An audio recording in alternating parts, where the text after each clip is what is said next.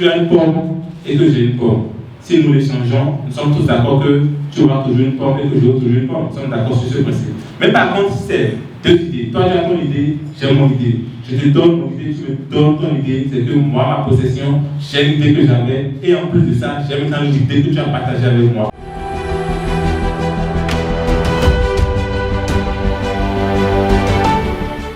Prêt ou pas? Prêt. Sous réservation, monsieur le directeur. Nous sommes très heureux de vous avoir ici. Est-ce que vous savez ce qu'on appelle bootcamp? Qui peut me dire ce qu'il comprend par bootcamp? Bootcamp, déjà, je dirais que c'est un camp de formation au cours duquel il y a le renforcement des capacités des participants. Quand j'entends bootcamp, je pense plus à challenge et défi. Au bootcamp, on s'en fout de vos formations de base. Quand on vient, on a des objectifs. Parce que vous allez travailler, vous allez identifier vos projets, les projets sur lesquels vous allez bosser. On va former des équipes. D'accord? Mon ami, si tu le veux, si tu ne le veux pas, si dans ton projet il y a impression 3D, tu vas te former à l'impression 3D sur place. C'est une opportunité qu'on vous offre pour les personnes d'entre vous qui sont porteurs de projets. Ce qui sera essentiellement fonction de cela, c'est votre motivation. Vous comprenez? Donc on a besoin de votre motivation. C'est important. D'accord? Par jour, on veut que vous relatiez votre histoire sur le bootcamp. C'est fondamental pour nous. D'accord? Ça peut aller, c'est important parce qu'on va suivre. Il faut taguer Blodab, école de 129, tout ce que vous voulez, OIF, etc. Tout ce que vous voulez là. Il faut taguer parce qu'on veut suivre ce qui se passe.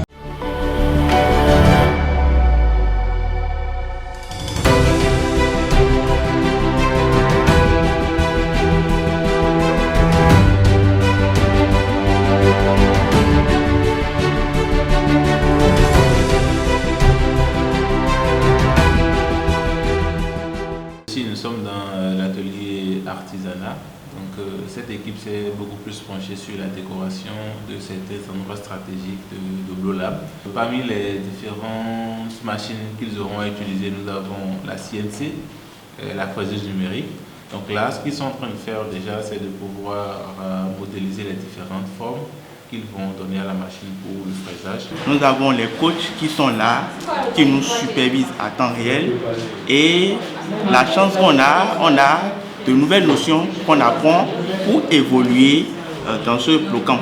Je me sens très bien dans ce nouveau monde parce que je veux utiliser mes compétences en développement web, dans la création numérique.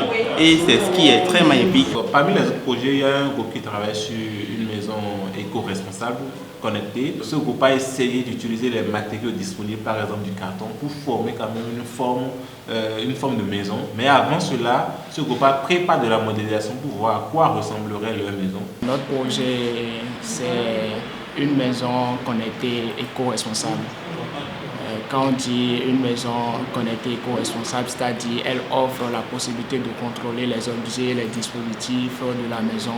On cherche à résoudre le problème de, par exemple, en dormant. Il peut arriver que la fenêtre elle peut être ouverte. Donc nous allons penser à un système qui va permettre sa fermeture automatiquement et avec un capteur qui va détecter la pluie par exemple. Il y a un autre groupe qui travaille sur un banc didactique pour voir un peu le principe de l'hydroélectricité. Pour y arriver, il y a certains équipements qu'on a déjà listés. Actuellement, on est en train de faire le dimensionnement de la turbine et de la pompe. Il y a certains étudiants, surtout en spécialité énergie renouvelable, qui n'ont jamais vu comment produire l'énergie grâce à l'hydroélectricité, grâce au mouvement de l'eau. Donc, grâce à ce banc didactique-là, les étudiants peuvent voir du début jusqu'à la fin comment l'énergie peut être produite, comment l'eau descend sur la turbine et comment l'énergie est générée par le générateur. Nous avons un autre groupe qui s'est penché sur l'agriculture. Eux ont détecté que c'est vrai, il y a des systèmes d'irrigation qui sont mis en place, mais ces systèmes ne sont pas encore complètement autonomes. Donc il faut toujours une certaines interventions humaines pour déclencher ces systèmes et autres. Donc eux se sont dit qu'ils vont automatiser déjà cette amélioration qui est effectuée dans l'agriculture avec une mise à disposition d'un système connecté qu'on pourra programmer ou on pourra contrôler à distance. Donc depuis là où vous êtes avec votre smartphone, vous pourriez voir les différentes données. S'il faut déclencher quelque chose, vous les déclenchez, ou bien s'il faut pré-programmer des actions, par exemple l'arrosage goutte à goutte à une certaine heure, ça pourra se déclencher. On a un groupe qui travaille sur un projet de la santé et là, ils se sont dit en fait que on sait tous que c'est vrai qu'il y a des améliorations qui s'effectuent par rapport à la gestion des dossiers patients. Mais eux, ils ont pensé à un système beaucoup plus révolutionnaire. On est en train de créer une plateforme qui gère la communication entre les différents services d'une clinique ou d'un hôpital.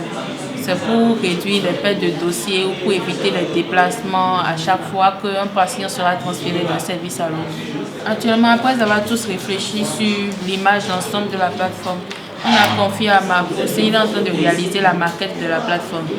Dès qu'il finit de réaliser une page de la maquette, une personne parmi nous récupère cette maquette-là, cette page qu'il a reçue et intègre ça. Il y a des projets par rapport aux difficultés des nouveaux bacheliers à pouvoir bien s'orienter parce que tu peux avoir certes une très bonne note, mais ne pas pouvoir savoir choisir de façon thématique tes filières et donc tu pourrais ne pas avoir la bourse. Donc eux se sont penchés dessus. Ce qui sera fabriqué, c'est du plus numérique, mais c'est aussi quelque chose du numérique qui est purement fabriqué, même si on ne peut pas toucher. Alors, il y a par exemple ici les deux qui s'occupent du logo, du design.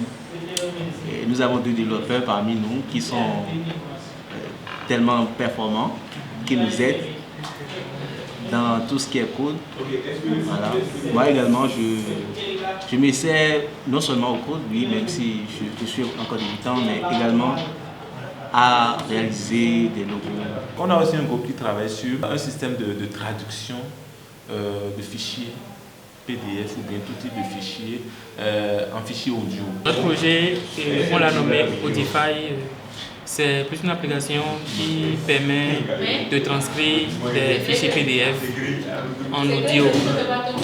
Des fichiers PDF en audio. Parce que de nos jours, ce n'est pas rare de voir les gens acheter des livres, acheter des documentations qui ne pourront pas lire parce que c'est beaucoup et qui n'ont pas le temps pour lire.